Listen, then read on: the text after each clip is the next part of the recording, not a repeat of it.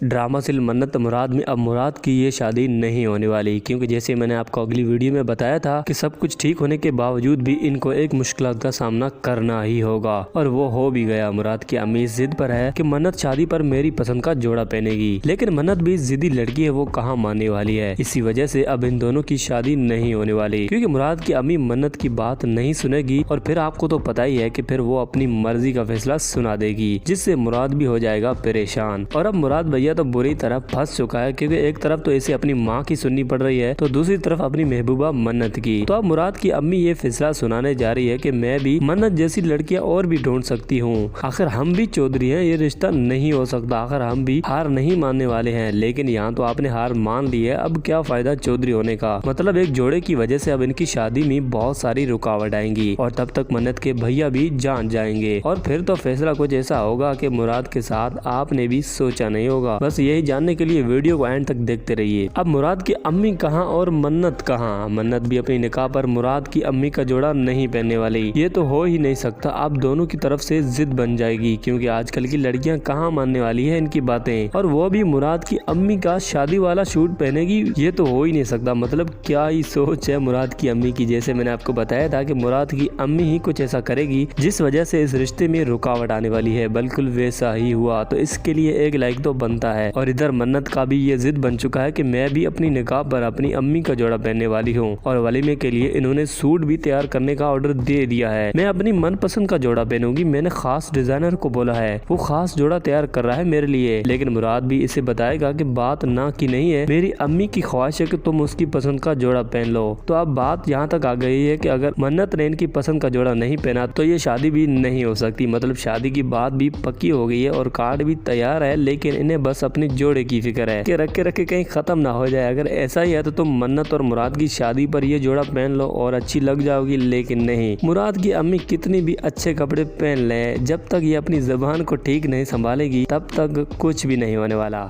बात तो सही है।